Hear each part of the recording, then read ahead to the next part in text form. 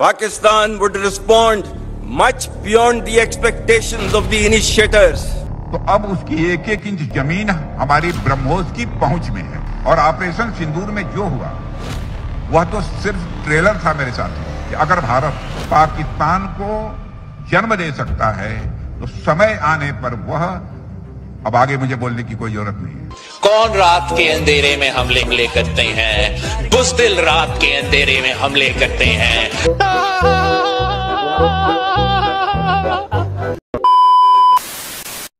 যে কোনো মুহূর্তে ভারতের রাজধানী সহ বড় শহরগুলোতে আক্রমণ হতে পারে এমনই স্পষ্ট ইঙ্গিত দিয়েছে পাকিস্তানের সেনাপ্রধান আসিম মুনির। আর এই হুমকি আসার সাথে সাথে জম্মু কাশ্মীরের সাংবাদিক গুরসিমরান সিং একটা চাঞ্চল্যকর তথ্য ফাঁস করেছে। গত 48 ঘন্টায় ভারতীয় সেনার 7টা কমান্ডের সমস্ত কমান্ডার অপারেশনাল প্রস্তুতি পর্যালোচনা করেছে। মানে সহজ ভাষায় বললে শর্ট নোটিসে যুদ্ধের জন্য ফাইনাল প্রিপারেশন শেষ। আর তার জেরেই ভারতের উত্তর কমান্ডে একটা তো ফুল ফ্লেজ যুদ্ধের মহড়াও সেরেছে, যার ভিডিও ওরা টুইট করেছে, যেটা এই মুহূর্তে আপনারা স্ক্রিনে দেখতে পাচ্ছেন। কিন্তু গল্পটা এখানেই শেষ না, আসল টুইস্ট তো অন্য জায়গায়। ঠিক এর আগের দিন মানে 17ই অক্টোবর ভারতে এমন কিছু ঘটেছে যা একটা ভয়ঙ্কর ভবিষ্যতের দিকেই ইশারা করছে। এখন আপনার মনে প্রশ্ন আসতে পারে যে পাকিস্তান তো হামেশাই ফাঁকা আওয়াজ দেয়, তাহলে এবারে কেন বিষয়টা এতটা সিরিয়াস, আর কেনই বা ভারতীয় সেনাবাহিনী এমার্জেন্সি প্রস্তুতি নিচ্ছে? ওয়েলের কারণ পরিষ্কার। প্রতিটা বড় অ্যাটাকের আগে পাকিস্তানের একটা নির্দিষ্ট প্যাটার্ন থাকে, একটা ভয়ঙ্কর খেলার ছক বলতে পারে। যারা আমার পুরনো দর্শক তারা তো জানেন, পেহেলগাম অ্যাটাকের আগে আমি ভিডিও বানিয়ে বলেছিলাম যে কিছু একটা হতে চলেছে আর আগামী 3 থেকে 6 মাসের মধ্যে ভারতে অ্যাটাক হবে। কারণ তখনও আমি একই প্যাটার্নকে লক্ষ্য করেছিলাম।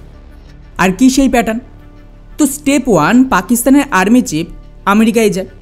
স্টেপ 2-এ আমেরিকা পাকিস্তানের জন্য F-16 মতন মারাত্মক হাতিয়ারের আপগ্রেড করা এবং তার জন্য কিছু ফান্ডিংয়ের ঘোষণা দেয়। তারপর আবার নাটক করে যে না না আমরা এসব দেবো না, এগুলো তো ফেক নিউজ। স্টেপ 3 হলো পাকিস্তানের আর্মি চিফ দেশে ফিরে জেহাদ আর ভারতকে নিয়ে উস্কানিমূলক ভাষণ দেয়। আর তারপরেই ভারতে পেহেলগাম অ্যাটাক হয়ে গিয়েছিল। এবারে কি হচ্ছে খুব ভালোভাবে শুনুন। এবারেও স্টেপ 1-এ আসিম মুনির আমেরিকায় গিয়ে প্রেসিডেন্ট ট্রাম্পের সাথে দেখা করল আর সেখান থেকেই পরমাণু হামলার হুমকি দেয়। স্টেপ 2-এ আমেরিকা পাকিস্তানের F-16 জন্য আমরা মিসাইল দেওয়ার ঘোষণা করে দিয়েছিল। আর তারপর এই খবর ভাইরাল হতে আবার সেই পুরনো নাটক ওরা পাল্টি খেয়ে গেল যে এমন কিছু না। আর স্টেপ 3-তে আসিম মুনির আবারও সেই একই ধরনের ভারত বিরোধী বয়ান দিল, অর্থাৎ হুবহু একই প্যাটার্ন। আর এই দুটো প্যাটার্নের কমন ফ্যাক্টর কি জানেন? আমেরিকার গ্রিন সিগন্যাল। এবার আপনিই বলুন, এই সহজ প্যাটার্নটা যদি আমি আর আপনি বুঝতে পারি তাহলে আমাদের ইন্টেলিজেন্স এজেন্সি, আমাদের সেনাবাহিনী, সরকার এরা কি জানে না? অবশ্যই জানে। আর জানে বলেই আজ এই চূড়ান্ত প্রস্তুতি চলছে। কিন্তু আসল প্রশ্ন হলো অ্যাটাকটা হবে কোথায় আর কীভাবে?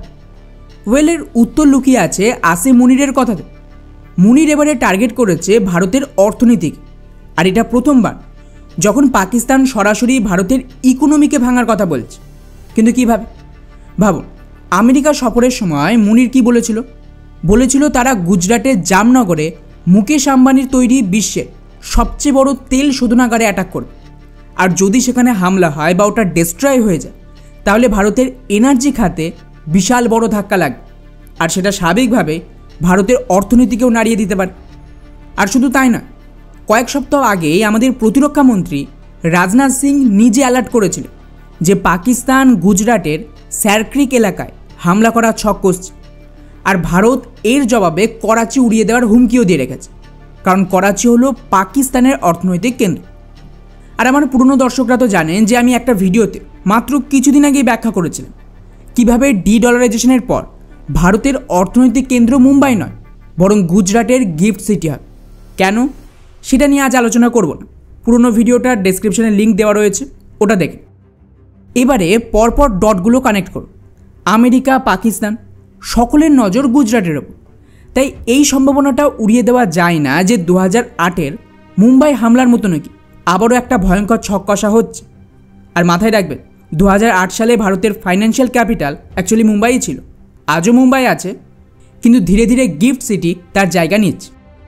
যদিও আজকের দিনে ভারতে মুম্বাই অ্যাটাকের মতন হামলা করা অসম্ভব বলতে পারে, কারণ এই জাতীয় হামলার জন্য ইন্টারনাল সাপোর্টও দরকার, যেটা এই মুহূর্তে পলিটিক্যালি পাবে না। কিন্তু তাহলে বিকল্প কি? কাশ্মীর অথবা অন্য কোনো সফট টার্গেটে অ্যাটাক হতে পারে, কারণ এখানে আমেরিকার ফুল সাপোর্ট রয়েছে। আর আমেরিকার সাপোর্ট থাকার মানে হলো ভারতের বিভিন্ন রাজ্যে ওদের অ্যাক্সেস তো আছে।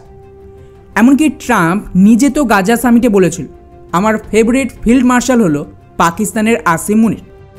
এমন কথা তিনি ন্যাটো দেশগুলোর কমান্ডারদের জন্যও বলেন না। এর মানে কি? এর মানে হলো খেলার গুটি সাজানো হয়ে গেছে। আর এটা বুঝতে পেরেই ভারত তড়িঘড়ি প্রস্তুতি নিচ্ছে। আফগান পাকিস্তানের যুদ্ধ আর তালিবানদের ভারতে ভিজিট, এইসব কি শুধুই কাকতালীয়? কোনোভাবেই নয়। আমি গত ভিডিওগুলোতে বারবার বুঝিয়েছি ভারতও পাল্টা আমেরিকার বিরুদ্ধে কিভাবে আফগানিস্তানের মদদে একটা গুটি সাজাচ্ছে। এখন প্রশ্ন হলো যে ভারত কী করবে? 17 তারিখে আসিম মুনিরের বয়ানের আগে রাজনাথ সিং উত্তরপ্রদেশে তৈরি প্রথম ব্রহ্মোস ফেসিলিটি থেকে নতুন ব্রহ্মোস মিসাইল লঞ্চ করে জানিয়ে দিয়েছে পাকিস্তানের প্রত্যেকটা ইঞ্চি আমাদের ব্রহ্মোসের রেঞ্জ। অপারেশন সিঁদুর তো একটা ট্রেলার ছিল, এবারে যা হবে তা কিন্তু কল্পনার বাইরে। এইটুকু বলে উনি থেমে যান। অর্থাৎ এখানে ইঙ্গিত স্পষ্ট।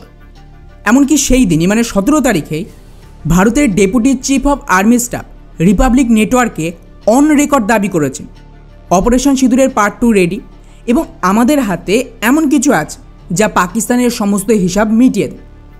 এর মাত্র 3 দিন আগে মানে 14 তারিখে কাশ্মীরে প্রেস কনফারেন্স করে আমাদের ওয়েস্টার্ন কমান্ড জানিয়ে দিয়েছিল আবারও পেহেলগামের মতন কোনো একটা অ্যাটাক ভারতে হতে পারে, এবং এবারে যদি এমন কিছু হয় আমরা কিন্তু আরও মারাত্মক হামলা করব যা কল্পনার বাইরে।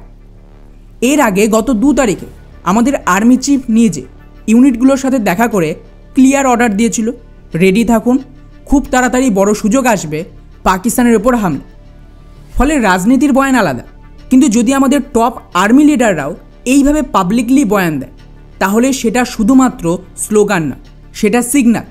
এটা বেসিক্যালি জনগণকে মানসিকভাবে প্রিপেয়ার করানোর একটা সিগন্যাল।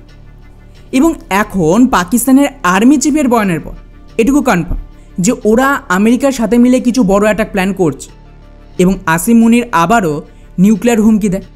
অর্থাৎ ভারতকে বোঝাতে চাইছে যদি টেরর অ্যাটাকের পর ভারতও পাল্টা অ্যাটাক করে তাহলে আমরা নিউক্লিয়ার ব্যবহার করব। কিন্তু অপারেশন সিঁদুরের সময় ভারত বুঝিয়ে দিয়েছে যে পাকিস্তানের যেখানে নিউক্লিয়ার থাকবে ওখানে অ্যাটাক করে সবার আগে নিউক্লিয়ারই উড়িয়ে দেব। উদাহরণ হিসেবে নূর খান আর কিরানা হিল তার একটা সিগন্যাল ছিল। তো ওভারঅল পরিস্থিতি খুব একটা ভালো নয়। ডেফিনেটলি আবারও কিছু মানুষ মরতে পারে। আমি জানি না কাদের সেই দুর্ভাগ্য, গুজরাটে হবে নাকি কাশ্মীরে হবে, যেখানেই হোক এটুকু গ্যারান্টি যে এরপর কিন্তু ইতিহাস তৈরি হবে আর সত্যি করেই পাকিস্তানের ভূগোল বদলে যাবে।